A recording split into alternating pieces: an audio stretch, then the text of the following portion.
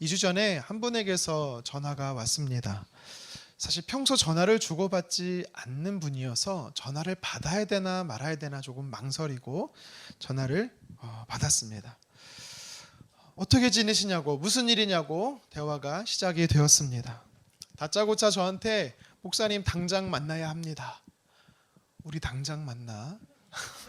그러는 거예요. 그래서 날짜와 시간을 잡고 금세 끊었습니다.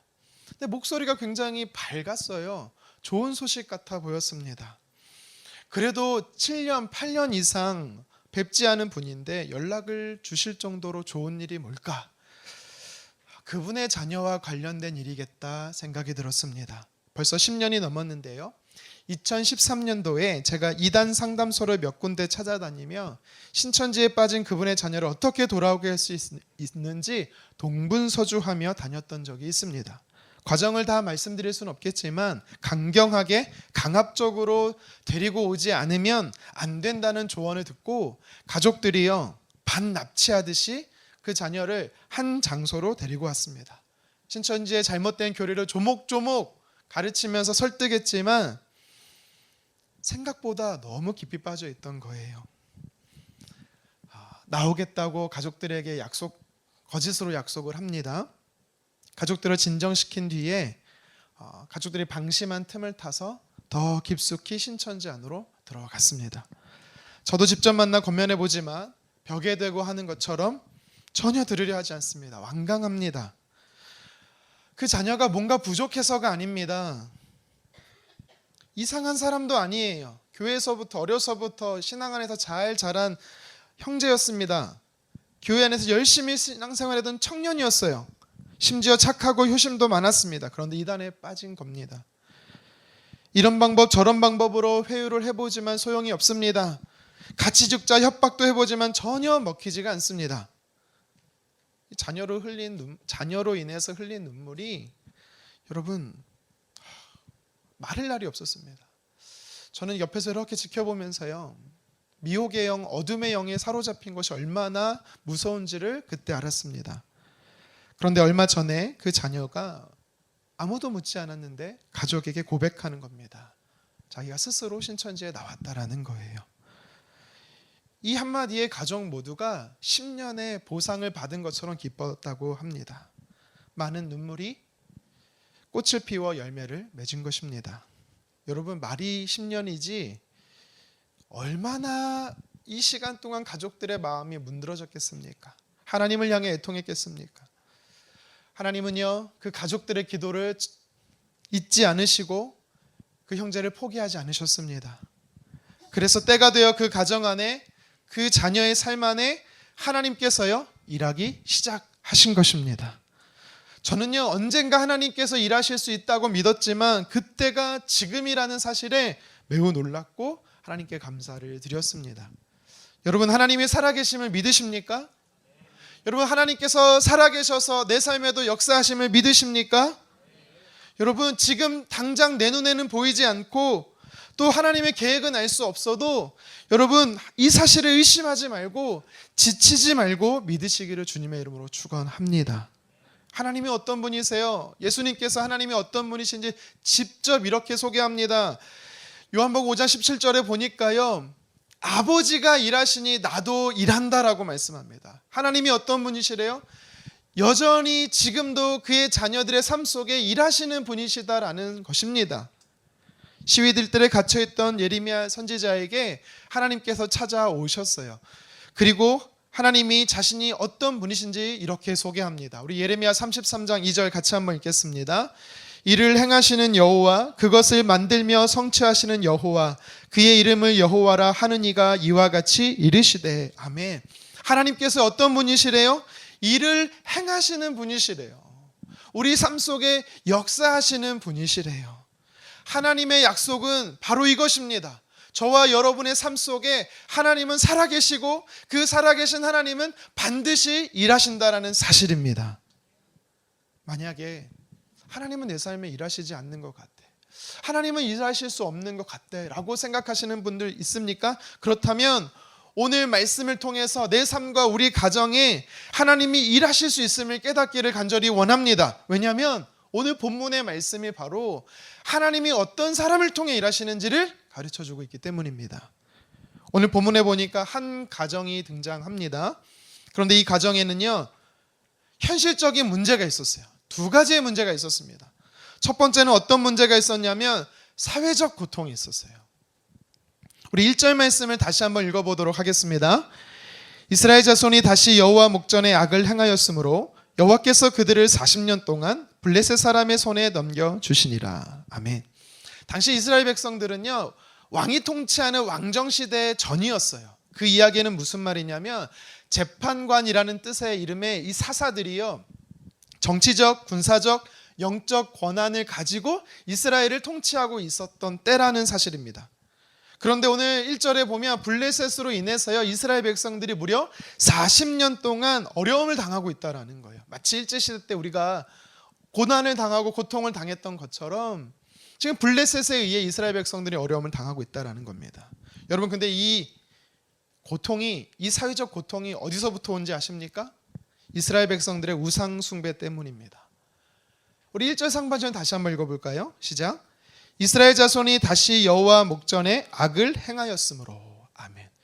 여러분, 왜 이 표현이 우상 숭배와 관련이 된지 아세요? 여호와 목전에 악을 행한다라는 건 관용적 표현입니다. 이게 무슨 관용적 표현이냐면 이스라엘 백성들이 우상 숭배했다라는 표현이에요. 그래서 여러분 성경을 읽다가 여호와 목전에 악을 행했다라는 표현 보이잖아요. 그럼 대부분 우상 숭배입니다. 이스라엘 백성들은 어떤 사람들입니까? 하나님께서 특별히 선택하신 백성들이었어요. 하나님이 약속하신 가나안 땅에서 하나님을 온전히 섬기도록 부름 받은 자들이었습니다. 그런데 그들이 가나안 땅에서 어떻게 살아가기 시작한 겁니까? 토착신인 풍요와 번영을 주는 바알과 아세라를 섬겼습니다. 물질의 신인 맘몬을 하나님처럼 섬겼던 것입니다. 하나님은 그것을 악하게 보신 거예요. 그래서 하나님은요, 그의 사랑하는 백성들이 돌아오도록 어떻게 하십니까? 주변 나라, 이방 나라들을요, 때로는 회초리로, 어떨 때는 채찍으로 사용하여 주셔서 이스라엘 백성들을 회개케 하신 겁니다.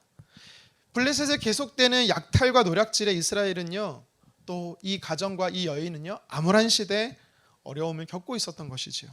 두 번째로 이 가정이 어떤 현실적 문제가 있었냐면 자녀가 없었습니다. 여러분, 2절 말씀을 같이 한번 읽어보도록 하겠습니다. 소라 땅에 단 지파의 가족 중 마노아라 이름하는 자가 있더라. 그 아내가 잉태하지 못함으로 생산치 못하더니. 아멘. 여러분, 지금 시대와 다르게 요새는 자녀를 안 가지려고 하는 사람들 많은데 당시는요, 자녀를 가지려고 했어요. 그런데도 자녀가 생기지 않는다, 자녀가 없다라는 건 어떤 의미인지 아십니까? 개인과 가문의 최대의 저주, 최고의 수치로 여겼어요. 왠지 아십니까? 하나님께서 저주하는 자에게는 자녀를 주지 않는다라고 당시 사람들이 생각했기 때문입니다. 이렇게 개인적으로 사회적으로 아픔의 시간을 보내고 있었던 이 가정에 하나님이 일하기 시작한 겁니다. 어떤 일을 시작하십니까? 하나님의 대사였던 천사를 보내셔서 이 가정 안에 자녀를 주겠다라고 약속하는 겁니다. 그 자녀 이름이 뭐예요? 삼손이었습니다. 여러분, 근데 오늘 본문뿐만 아니라 이 사사 삼손 스토리를 쭉 보면은요, 한 가지 의문점이 있어요. 그게 뭔지 아세요? 왜 성경은 삼손의 어머니에 대해서 이름을 밝히지 않느냐라는 것입니다. 우리 3절을 같이 한번 읽어볼까요? 시작. 여호와의 사자가 그 여인에게 나타나서 그에게 이르시되 보라, 내가 본래 임신하지 못함으로 출산하지 못하였으나 이제 임신하여 아들을 낳으리니. 아멘.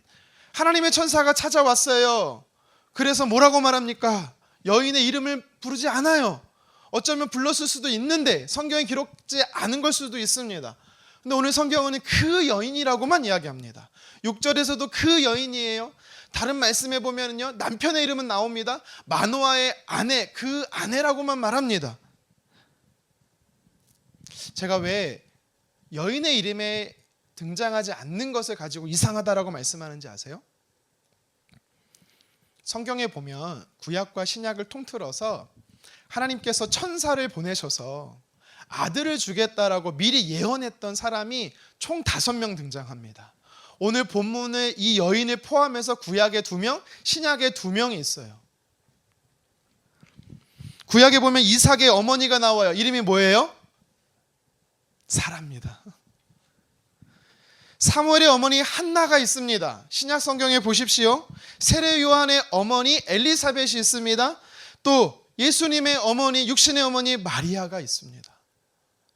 그러니까 성경은요, 공통적으로 무엇을 이야기하냐면 하나님의 천사를 보내셔서 아들을 주겠다라고 예언하시면서 다 성경에 그녀의 이름을 다 기록하고 있어요. 왜 먼저 하나님께서 천사를 보내셔서 아들을 주겠다라고 말씀하셨냐면, 예언하셨냐면, 그 태어날 사람이 하나님을 위해서 아주 특별하게 귀하게 쓰임 받게 될 것이기 때문에 하신 거예요. 오늘 본문의 이 여인의 아들도 마찬가지잖아요. 하나님께서는 사사 삼손을 통해서 사사기에서 기록된 마지막 사사로서 삼손을 쓰십니다. 여전히 궁금증이 풀리지 않는 거죠.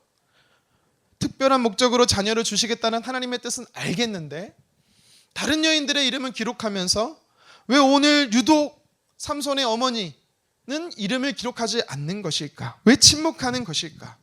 물론 성경이요, 중요하지 않으면, 필요치 않으면 설명하지 않는 기법도 있습니다.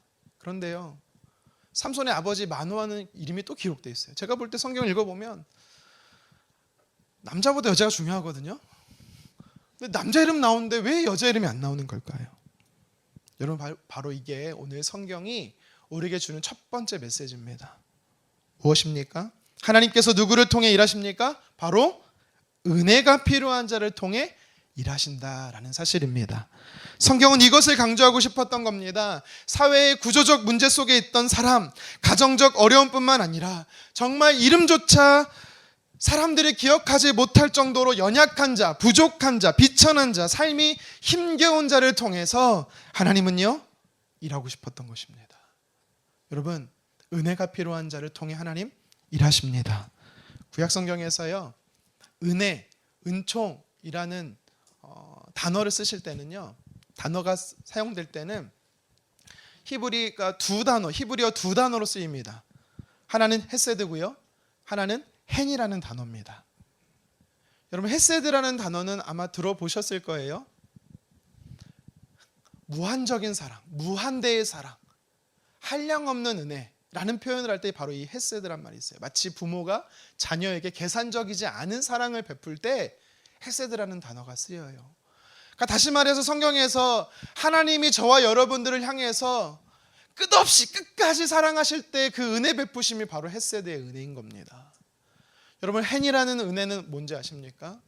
신분적으로 높은 사람이 낮은 사람에게 은혜를 베푸는 게 헨이라는 은혜예요. 예를 들면 왕 앞에 신하가 나가서 당신에게 은총 받기 원합니다, 은혜 베푸시기 원합니다 할 때의 은혜는 바로 헨이라는 단어입니다. 하지만 여러분, 이 두 단어가 차이가 있는 것 같지만 공통점도 있어요. 뭐냐면 받는 사람 입장에서는요, 과분한 사랑이라는 겁니다. 과분한 호의라는 거예요. 받을 조건이 없음에도 불구하고, 받을 자격이 안 됨에도 불구하고 그냥 주신 선물이라는 겁니다. 여러분, 하나님은 저와 여러분의 이렇게 은혜 베푸기를 원하십니다. 출애굽기 33장 19절 하반절 같이 한번 읽어보도록 하겠습니다. 나는 은혜 베풀 자에게 은혜를 베풀고 긍휼히 여길 자에게 긍휼을 베푸느니라. 아멘. 하나님께서는요, 은혜가 필요한 자가 있으면 은혜를 부어주시겠대요. 긍휼을 구하는 자가 있다면 긍휼을 한량없이 주시겠대요. 이런 분이 하나님이세요. 저와 여러분들의 하나님이세요. 얼마나 좋습니까? 좋은 분이십니까? 사랑하는 성도 여러분, 하나님이 내 삶에 일하심을 보기 원합니까? 하나님의 역사하심을 경험하기 원하십니까? 그렇다면 지금 우리에게 필요한 것은 하나님의 사모하는 은혜를 사모함이에요. 하나님을 향해서 강하게 주장해야 돼요. 긍휼을 베풀어 달라고, 나를 불쌍히 여겨달라고 주장해야 되는 것입니다. 다윗은요, 시편 31편 19절 하반절에 이렇게 고백해요. 함께 읽겠습니다. 주께 피하는 자를 위하여 인생 앞에 베푸신 은혜가 어찌 그리 큰지요. 죽게 피한다는 게 뭐예요? 죽게 숨는다는 게 뭐예요? 하나님의 은혜를 구하는 자라는 거예요. 다윗은요, 하나님의 은혜가 필요할 때마다 간절히 구했더니 하나님께서요, 큰 은혜, 아주 놀라운 은혜를 날마다 부어주셨다라는 사실입니다. 모세도 마찬가지입니다. 민수기 6장 25절 이렇게 읽겠습니다.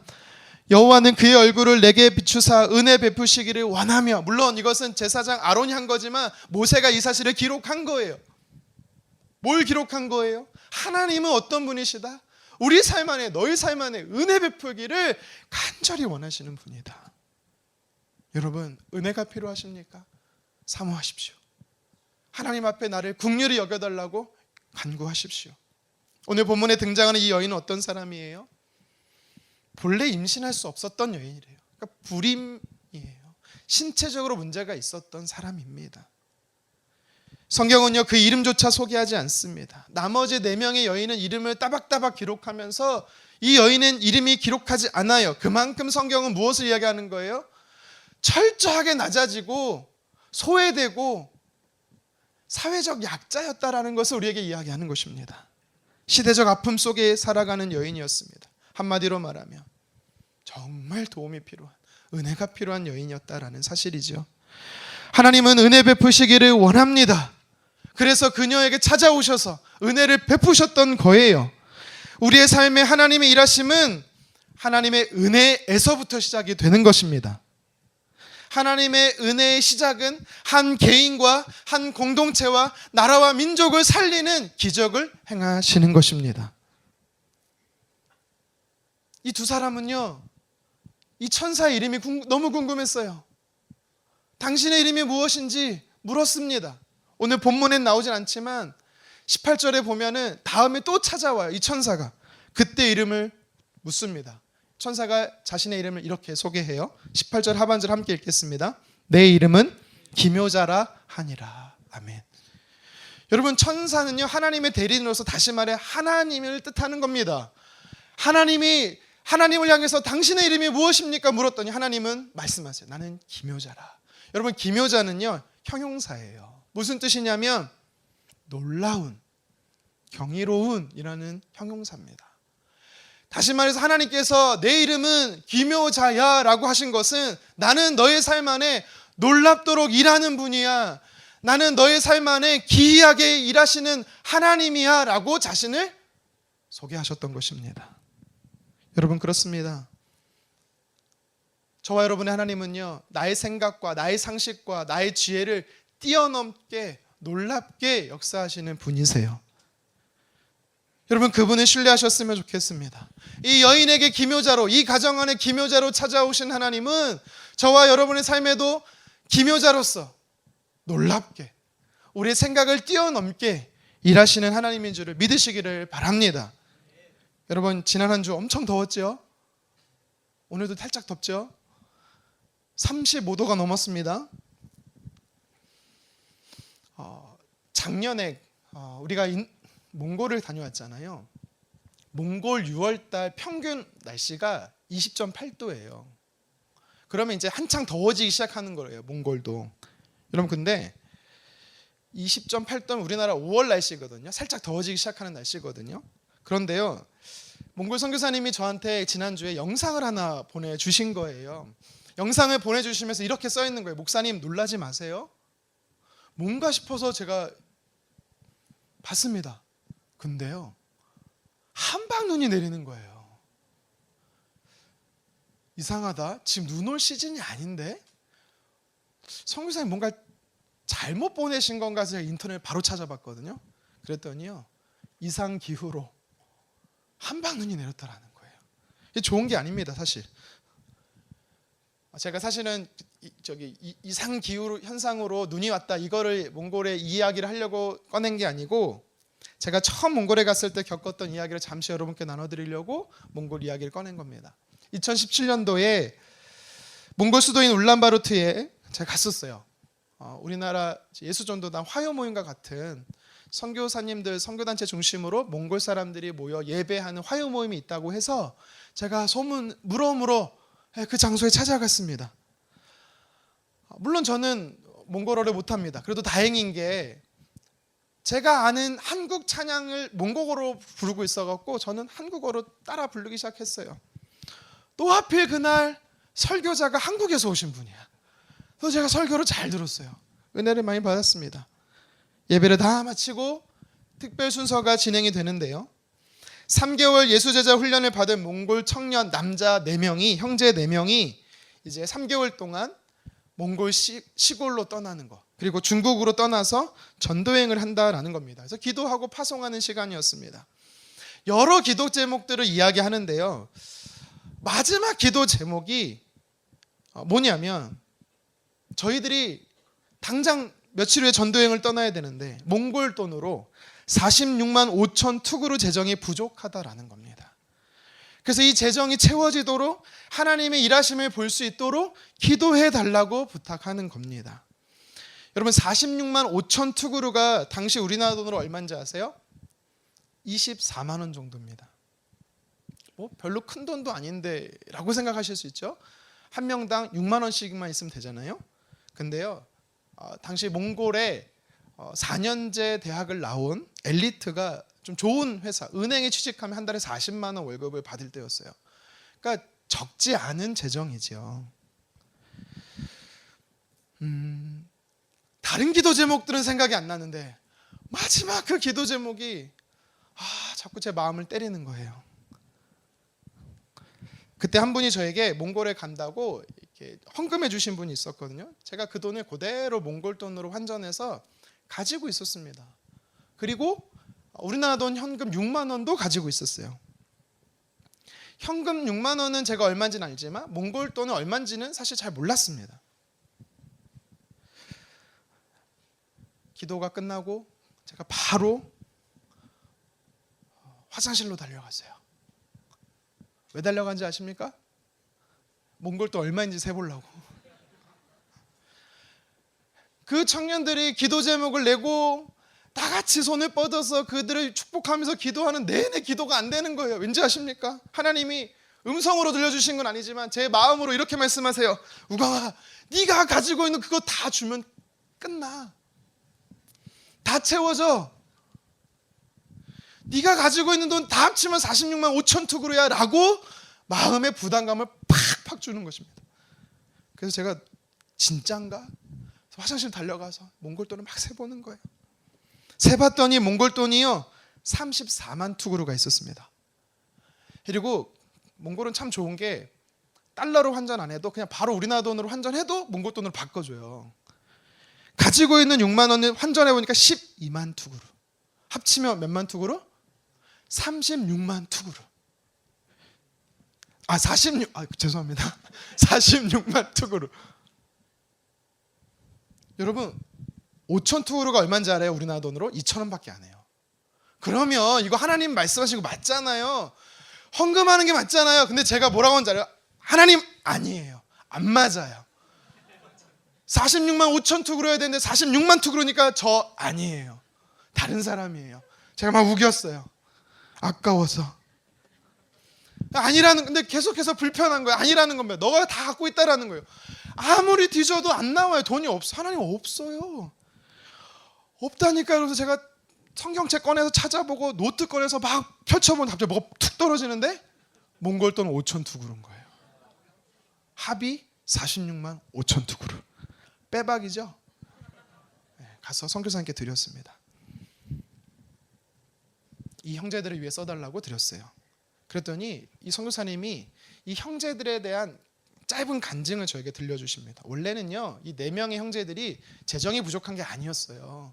원래는 재정을 다 채워서 전도여행을 떠날 준비를 하고 있었는데 문제는 뭐냐면 선교사님들, 간사님들이 공동생활하는 집이 있어요. 그 월세가 얼마냐면 46만 5천 투구르였던 거예요. 근데 문제는 전도여행을 떠나는 학생들은 재정이 있는데 몽골에 남아있는, 울란바토르에 남아 계신 선교사님들이 돈이 없었던 거예요. 그러니까 이 학생들이 기도하면서 하나님 주신 마음이 너희 재정을 먼저 흘려보내라 라는 거였대요. 4명에게 다 똑같이 마음을 주셨대요. 그래서 이들이 기쁨으로 흘려보냈대요. 너희들이 순종하면 너희들 삶 속에 내가 어떻게 역사하시는지 보여줄게라고, 너희 삶에 일하시는 하나님을 보여줄게라고 믿음을 주셨대요. 그런데 이제 며칠 안 있으면 떠나야 되는데 안 채워지니까 기도 제목을 요청한 거예요. 하필 그 자리에 누가 있었어요? 제가 있었던 거예요. 두 가지가 감사했습니다. 얼마 안 된 재정이지만 하나님 나를 통해서 일하셨고, 그것이 흘러가서 이 형제들의 삶 속에 진짜 하나님은 일하심을 보여주겠다는 약속을 하셨잖아요. 그래서 너무 감사했습니다. 근데요, 더 감사한 게 있었어요. 뭔지 아세요? 제가 숙소에 $200를 놓고 왔거든요. 할렐루야. 이걸 만약 $200도 가져왔으면 하나님 뭐라 하겠어요? 너 그것도 다 헌금 안 갖고 오길 잘했다. 하나님 감사합니다. 네, 그래서 그것도 만약 헌금을 저는 돈 한 푼이 없었거든요. 4명의 몽골 형제들, 하나님께서 일하심을 보여주는 시간이었습니다. 하나님께서 은혜를 베풀어 주시겠고, 은혜가 필요한 자에게 은혜를 주심으로 하나님이 어떠한 분이신지 너의 생각과 너의 상식을 뛰어넘어서 역사하신 하나님이라는 것을 그 형제들에게도, 그리고 저의 삶에도 하나님 보여주셨습니다. 제가 받을 수 없는 재정을 그분이 헌금해 주셨고, 그것이 하나님의 일하심의 은혜에 쓰임받을 줄 어떻게 알았어요? 너무 놀라운 기적이었습니다. 여러분, 하나님은 이름도 없는 한 여인, 아이를 낳지 못한다라고 사람들에게 비난받는 여인, 민족의 아픔 가운데 있었던 한 여인, 은혜가 절실하게 필요했던 그 여인을 통해서 하나님은 일하기 시작하는 겁니다. 이러한 하나님의 일하심은요, 오늘도 지금도 동일합니다. 여러분, 하나님의 은혜가 필요하십니까? 하나님의 은혜를 구하십시오. 긍휼이 필요합니까? 불쌍히 여겨달라고 구하십시오. 그러면 하나님은 나의 약함을 통해 강하게 하시는 분이 되십니다. 나의 가난함을 통해 하나님께서는요, 부함이 무엇인지를 보여주실 것입니다. 하나님의 은혜를 사모하십시오. 이 시대 마노아의 아내와 같은, 삼손의 어머니와 같은 처지가 바로 저와 여러분들의 처지예요. 그녀의 가정의 상태가 어쩌면 나의 가정의 상태일 수 있는 것입니다. 하나님의 은혜가 그래서 절대적으로 필요한 것입니다. 은혜를 구하면 하나님은 그 사람과 그 가정 안에 하나님 놀라운 일을 행하실 겁니다. 이 한 여인에게 하나님이 어떤 분이신지를 보여주었던 것처럼 여러분의 삶에도 하나님을 경험하기를 주님의 이름으로 축원합니다. 계속해서 오늘 본문은요, 성경은 우리에게 말씀하세요. 가르쳐 주세요. 하나님이 어떤 사람을 통해 일하시느냐? 무엇입니까? 하나님은 거룩한 자를 통해 일하십니다. 기억하십시오. 하나님은 구별된 자, 거룩한 자를 통해 일하십니다. 거룩하기 시작할 때 하나님이 역사하시는 거예요. 우리 5절 하반절 말씀을 한번 읽겠습니다. 이 아이는 태에서 나옴으로부터 하나님께 바쳐진 나시린이 됨이라. 그가 블레셋 사람의 손에서 이스라엘을 구원하기 시작하리라 하시니. 아멘. 7절에서도 보면 동일하게 말해요. 너의 몸에서 태어난 자는 하나님 앞에 나시린이 될 거야. 여러분, 나시린이라는 뜻이 뭐예요? 거룩한 자, 구별된 자라는 뜻입니다. 근데 여기서 우리가 주목해야 될 게 있어요. 5절에서 주목해야 될 게 있습니다. 하나님께서요, 천사를 보내셔서 자녀를 주겠다, 아들을 주겠다라고 약속하십니다. 그러면서 이 아이를 어떻게 키워야 되는지 가르쳐 주시는 거예요. 하나님께서 천사를 통해 뭐라고 말씀하십니까? 많은 거를 가르쳐라, 좋은 학교에 보내라, 훌륭한 직장에 취업시켜라, 그렇게 말하지 않아요. 뭐라고 말씀하십니까? 나시린이 되게 해라. 하나님 앞에 거룩한 자가 되도록 살게 하라라는 것입니다. 여러분, 왜 하나님이 우리에게 나시린이 되라고 말씀하는지 아세요? 하나님이 일하시려면 거룩한 자를 쓰시기 때문입니다. 하나님은 지금도 사람을 찾으시는데 어떤 사람을 찾으십니까? 구별된 자, 거룩한 자를 하나님은 찾으십니다. 여호수아 3장에 보면 하나님께서 요단 동편에 있던 이스라엘 백성들에게 말씀하세요. 내가 너희들의 삶 안에 기이한 일, 놀라운 일을 행하겠다. 그게 뭐냐면 지금 눈앞에는요, 요단강이 너무 창이래요. 막 범람해요. 건널 수가 없어요. 근데 하나님께서 건너게 하시겠다라는 겁니다. 이스라엘 백성들은 생각하는 거예요. 낮에 갈까, 밤에 갈까, 돌아갈까, 어떻게 갈까, 방법이 없는데 그때 하나님께서요, 말씀하는 거예요. 한 가지 방법을 가르쳐 줍니다. 여호수아 3장 5절 함께 읽겠습니다. 여호수아가 또 백성에게 이르되 너희는 자신을 성결하게 하라. 여호와께서 내일 너희 가운데 기이한 일들을 행하시리라. 아멘. 놀라운 일을 행하시리라. 상상할 수 없는 일을 행하시리라. 근데 조건이 뭐예요? 성결하게 하라. 거룩하라라는 겁니다. 죄에서 멀어지라는 것입니다. 혹여라도 죄진 것이 있으면 회개하라는 것입니다. 당시 블레셋은요, 이스라엘 백성들을 괴롭힐 때 무력으로 약탈하면서 빼앗아가는 괴롭힘도 행했지만 또 어떤 방법으로 괴롭혔냐면요, 그들을요 거룩함을 무너뜨리면서 괴롭혔어요. 오늘 본문에 보면 하나님께서 이 여인에게 찾아오셔서 나시린으로 구별하라 라고 말씀하시면 세 가지를 금하세요. 이것은요 사실 불편한 게 절대 아닙니다, 여러분. 이것은요 하나님의 자녀들이 어떻게 하나님께서 거룩하라, 하나님이 주신 이 나시린의 삶을 살아낼 수 있는지 거룩함의 방법을 가르쳐 주시는 거예요. 첫 번째가 뭡니까? 포도주와 독주를 금하라는 거죠. 아, 큰일 났네. 아, 오늘 약속이 있었는데. 여러분, 제가 조금 여러분의 마음을 좀 녹여드리면, 여기서는 꼭 술을 얘기하는 건 아닙니다. 더 큰 걸 얘기합니다.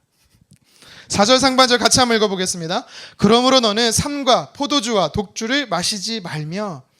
여러분, 이스라엘 백성들이 살던 그 지역을요 뭐라고 부르냐면 팔레스타인 지역이라고 불러요. 팔레스타인 지역. 여러분, 근데 이 팔레스타인이라는 단어가 어디서 온지 아세요? 블레셋에서 왔습니다. 그러니까 이스라엘 백성들의 문화, 이 팔레스타인 문화는요 원래 어디서 왔냐면 블레셋 문화에서 왔다라는 거예요. 고고학자들이 이스라엘의 옛 유적지를 발굴하면서 삼손 시대로 추정되는 유품들을 발견했어요. 유물들을 발견했는데요, 대부분 뭔지 아세요? 술병, 술 항아리, 술 주전자였습니다. 그러니까 팔레스타인 지역에 거주하던 이스라엘 백성들이 블레셋 문화를 향유하며 살았다라는 것을 이야기하는 것입니다. 하나님께서는요 단순히 술을 금해라 이게 아니라 세속적인 문화를 거룩히 구별하라라고 말씀하는 것입니다.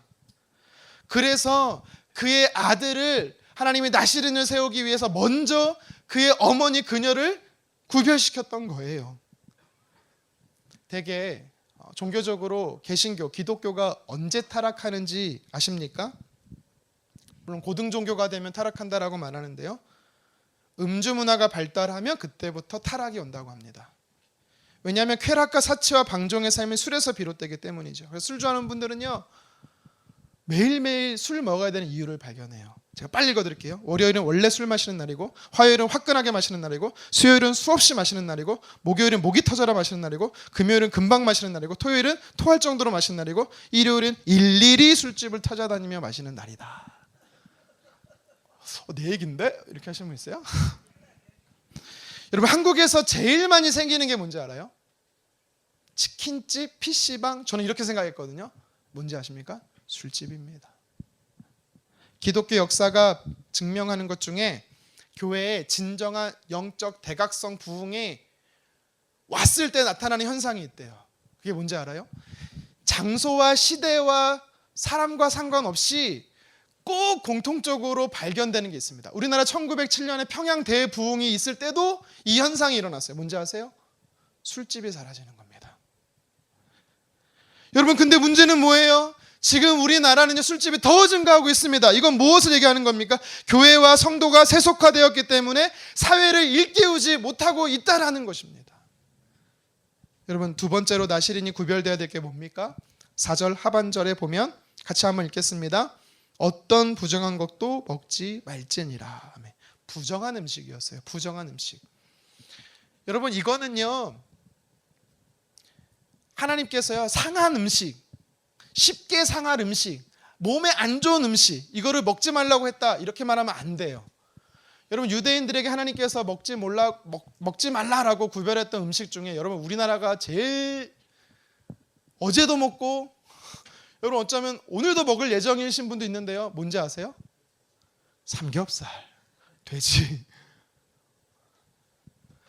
여러분, 왜 하나님이 그런 음식들을 먹지 말라고 한지 아세요? 음식에 문제가 있어서가 아니에요, 절대로. 근데도 왜 하나님이 그 몇 개의 음식을 먹지 말라 했냐? 그거는요 음식에 문제가 있는 게 아니고 랜덤이지만 하나님이 몇 개를 금하심으로 인해서 너희는 알라라는 겁니다. 깨닫고 잊지 말라라는 거예요. 이 음식을 먹지 않으므로 내가 어떤 존재인지, 하나님께서 무엇을 원하신지 거룩함을 깨달으라고 자각하도록 하나님께서요 그걸 도구로 사용하시는 거예요. 문제가 있어가 아니라.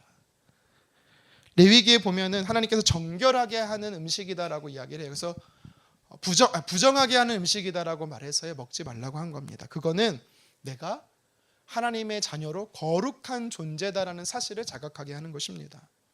사람에게 있어서 먹는 것이 가장 기본이고 가장 중요하잖아요.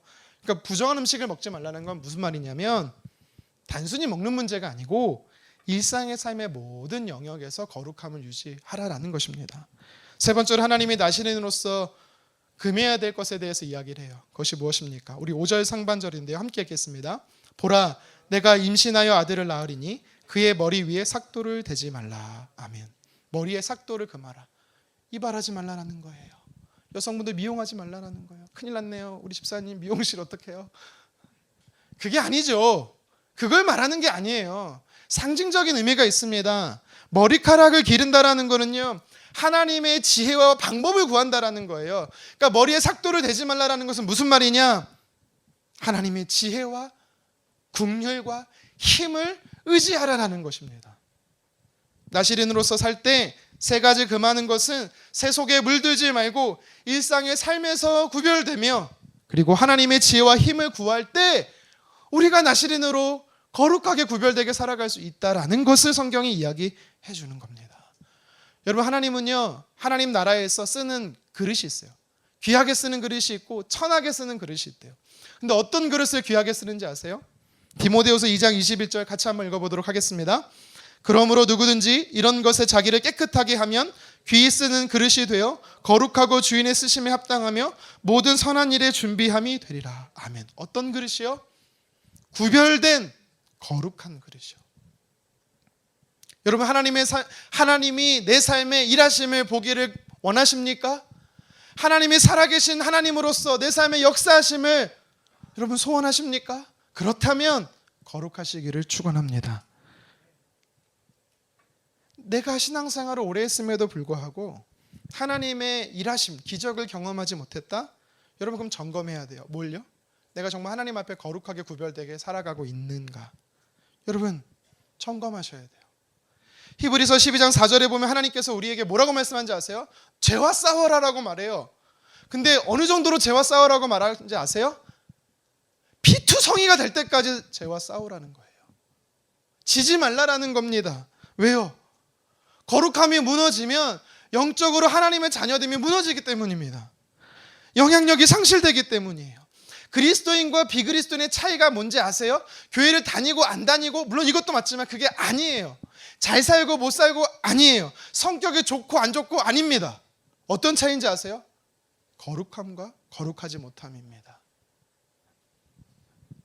병낫기를 위해, 내 삶의 병낫기를 위해, 재정의 부유함을 위해 하나님의 인도와 위로와 돌보심과 지키심에 일하심을 보기 원하신다면 오늘 말씀을 마음에 새기십시오. 하나님은 거룩한 자를 통해 일하십니다. 여러분, 이 시대의 나시린이 누구예요? 예수님을 통해 하나님의 자녀된 저와 여러분들 아닙니까? 하나님은 우리를 통해서 무엇을 이야기하는 겁니까? 세상에 물들지 말고 일상의 삶에 거룩하며 하나님을 의지하여서 구별하라라는 겁니다. 거룩하라라는 겁니다. 미국의 기독교 철학자며 복음주의 운동가였던 프란시스 셰퍼 목사님이 죽는 마지막 순간까지 후학들에게, 후배 목회자들에게 뭐라고 말하는지 아세요? 미국 사회의 문제는 행복만 추구하지 거룩은 추구하지 않는다. 거룩한 삶을 추구하지 않는 게 기독교의 타락이다라고 얘기했습니다. 여러분, 비단 미국만이겠습니까? 우리나라는 아니겠어요? 지금 우리에게도 적용됩니다. 여러분, 우리는 행복을 추구합니다. 행복한 성도, 행복한 교회, 물론 주 안에서 행복은 좋지만 사회 안에서 행복을 추구한다는 게 문제죠. 블레셋 문화 속에 물들면서 행복하려고 하는 게 문제입니다. 여러분, 우리는 어떻게 해야 됩니까? 그리스도인이 죄에 대해 고민해야 돼요. 사실 예전에는요, 우리 신앙의 선배들은요 많이 슬퍼했고 많이 울었고 엎드렸습니다. 제가 청년 때만 하더라도 설교의 대부분이 거룩하자라는 거였어요. 그런데 요새는요, 죄 지적하는 설교자가 없어요.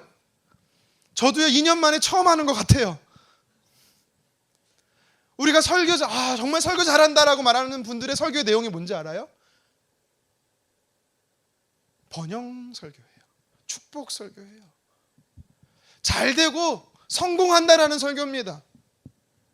구별되라, 거룩하라, 헌신하라, 섬기라, 수고하라, 봉사하라 안 합니다. 인기가 없거든요. 그래서 저도 오늘만 할 겁니다. 여러분, 그럴수록 우리는 힘들수록 거룩함을 추구했으면 좋겠습니다. 하나님은요, 은혜가 필요한 자를 통해 일하십니다. 은혜가 필요한 자의 삶 속에 거룩함이 더해지잖아요. 배가 되는 거예요. 하나님의 일하심이 시너지가 되는 것입니다. 우리는 하나님의 성품을 닮아야 돼요. 어떤 성품이요? 내가 거룩하니 너희도 거룩하라고 말하는 하나님의 거룩하신 성품을 닮아야 되는 것입니다. 부정하게 출세하고 잘 사는 것보다 손해보고 못 살더라도 거룩함을 사모하기를 원합니다. 죄를 지으며 부자가 되기보다, 잠시 잠깐 잘 살기보다, 이 땅에 가난하게 살더라도 하나님의 거룩함을 본받아 내 삶에 일하시는 하나님을 경험하는 저와 여러분 되었으면 좋겠습니다. 능력이 있다라고 쓰임받는 거 아닙니다. 물질이 많다고 쓰임받는 게 아니에요. 좋은 학교, 좋은 직장에 다녔다라고 쓰임받는 게 절대 아닙니다. 하나님은 부족해도 거룩한 사람을 쓰십니다. 구약의 이스라엘 백성들 하나님 쓰셨어요. 나시린이 된 자를 쓰셨어요. 신약시대, 이 시대에 하나님이 누굴 쓰십니까? 누구를 찾으십니까? 거룩한 나시린 저와 여러분들을 찾으십니다. 오늘 본문의 여인과 같이 부족하고 연약한 우리지만, 삶에 힘겹지만 거룩함을 추구해서 하나님의 일하심을 보는 저와 여러분들에게 간절히 원합니다. 말씀을 정리합니다. 하나님은 살아계십니다. 그 살아계신 하나님은 나의 삶에도 일하시는 좋으신 분이십니다. 하나님은 기묘자세요. 놀랍게 일하시고 내가 상상하는 그 이상으로 일하시는 좋으신 분이래요. 그 하나님의 일하심이 여러분의 삶에 풍성하기를 주님의 이름으로 축복합니다. 오늘 본문은요 2가지로 말해요. 어떤 사람을 통해 일하시는가? 첫 번째는요 은혜가 필요한 자라고 말합니다. 두 번째는 거룩한 자를 통해 일하신다라고 말씀합니다. 성경에 이름조차 기록되지 않은 한 여인, 고통당하고 있는 한 여인, 비난받고 있는 한 여인, 그 여인에게 하나님이 은혜를 베푸셨어요. 그녀는요 어쩌면 성경에 나오진 않지만 하나님께 날마다 울었을 거예요. 하나님 나 좀 살려달라고, 하나님 나 좀 기억해달라고, 나 좀 불쌍히 여겨주시고, 하나님 나를 잊지 않고 공유 좀 베풀어 달라고. 하나님은 그 여인의 간곡한 부르짖음에 외면하지 않으셨어요. 은혜를 사모하는 자에게 하나님 은혜를 베푸셔서 그녀의 삶 속에 일하셨습니다. 그리고 하나님은 그녀에게 말하는 겁니다. 너희 자녀가 거룩히 구별되어져야 하고 너도 거룩히 구별되어져라. 그래야 내가 너희 삶을 통해 일할 수가 있다. 저와 여러분의 삶에도 하나님께 은혜를 사모하고 거룩함을 추구함으로 내 삶에 우리 가정 안에 놀랍게 일하시는 하나님을 경험하기를 주님의 이름으로 축원합니다.